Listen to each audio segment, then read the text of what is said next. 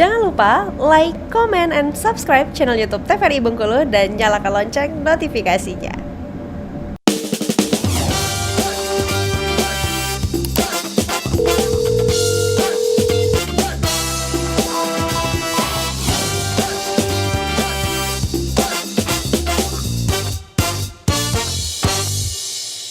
Ya pemirsa, kembali lagi tentunya di Dokter Kito, bersama Kito Sehat. Nah tadi dokter sempat menjelaskan mengenai A1, B1 itu seperti apa, dok? Mungkin boleh dijelaskan kembali. Oke, jadi mpox virus itu dia terbagi menjadi dua clade ya, kayak kelompok gitu. Nah kalau clade 1 itu dia asalnya dari Afrika Tengah, kalau clade 2 itu dia dari Afrika Barat. Nah itu yang membedakannya adalah tingkat kefatalan kalau misalnya kita terinfeksi virus tersebut dan jalur transmisinya. Nah kalau misalnya yang grade 1 itu sebenarnya dia lebih tinggi, kalau bermanifestasi kepada manusia itu kefatalannya itu lebih tinggi.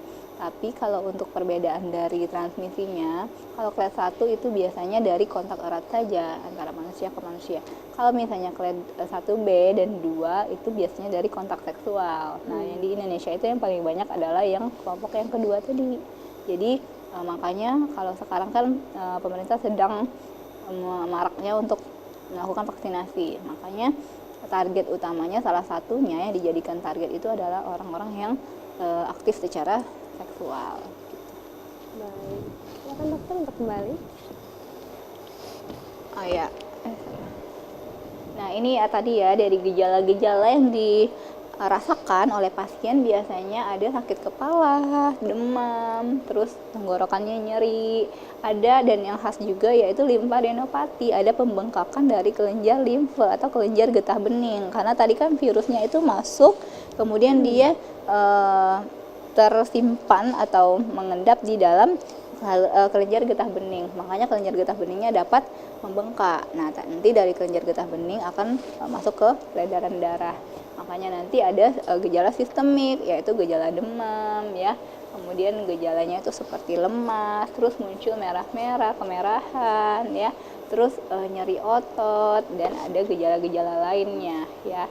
Untuk rash ataupun kemerahan, lesi pada kulit itu nanti bentuknya seperti ini.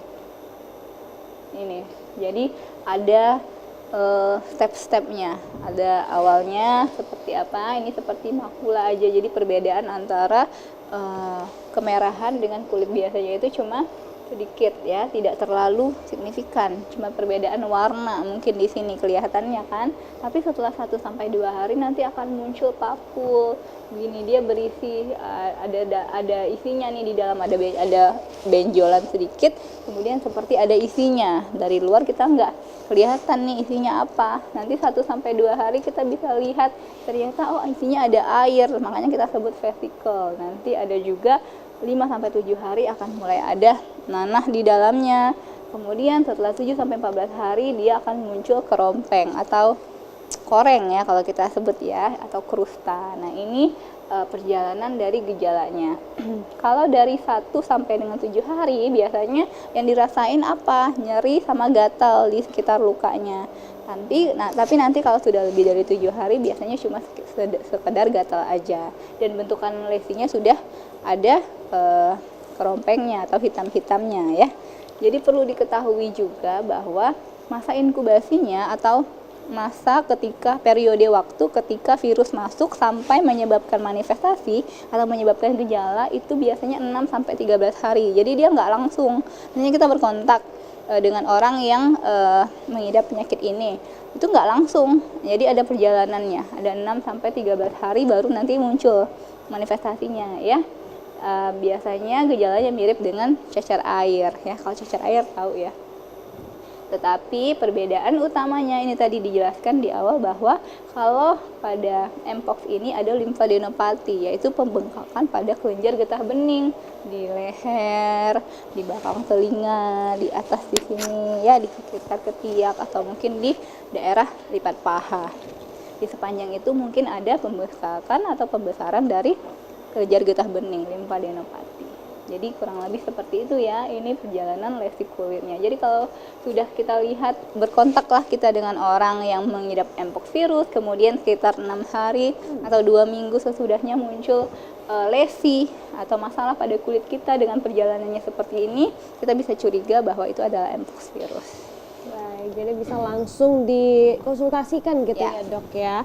Karena kalau dilihat nih sekilas mungkin dari 1 hari ke 2 hari ini seperti jerawat mungkin ya dok ya.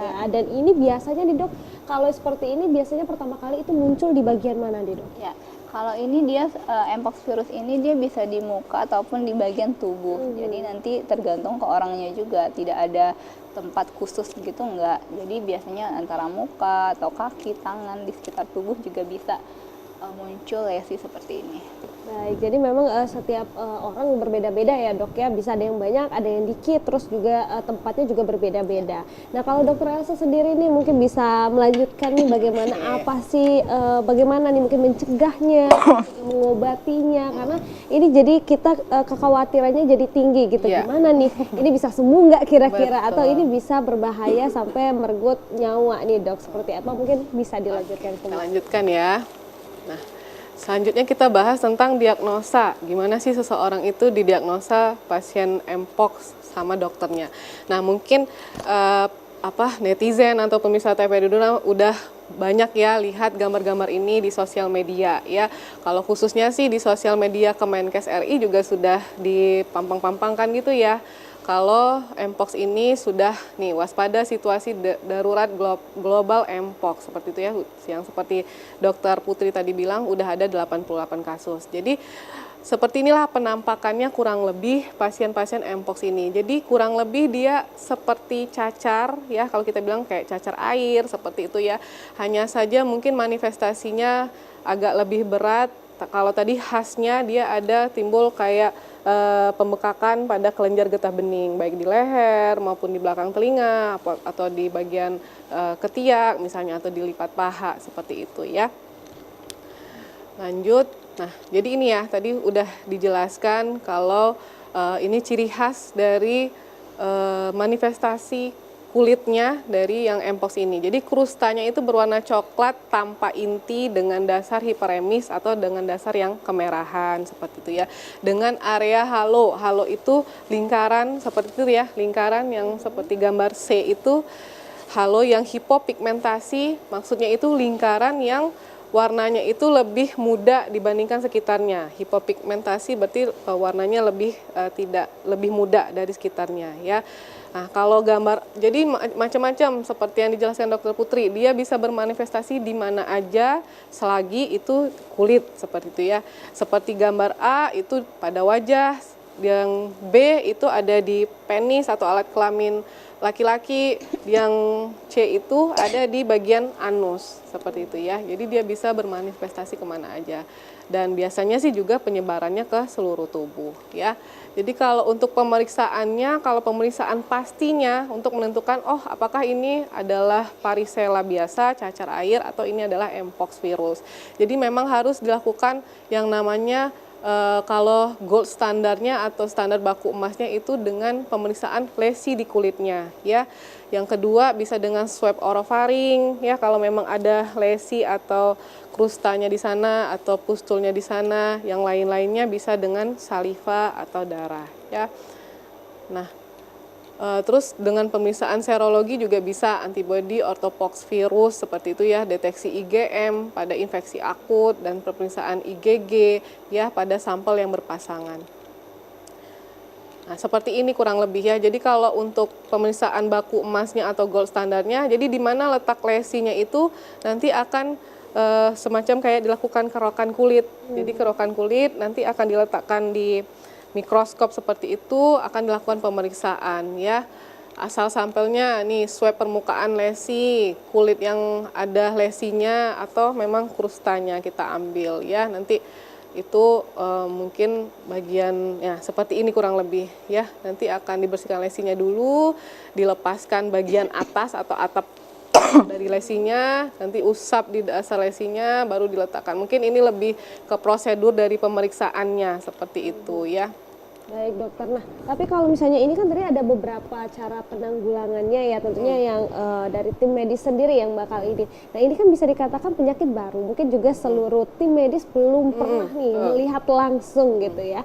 Nah ini seperti apa nih mungkin himbauan dari kementerian sendiri atau mungkin dari tim medisnya sendiri untuk nantinya jika memang ada penyakit ini untuk menanggulanginya langsung. Tapi tahan dulu setelah jeda, berikut ini tetap di Dokter Kita.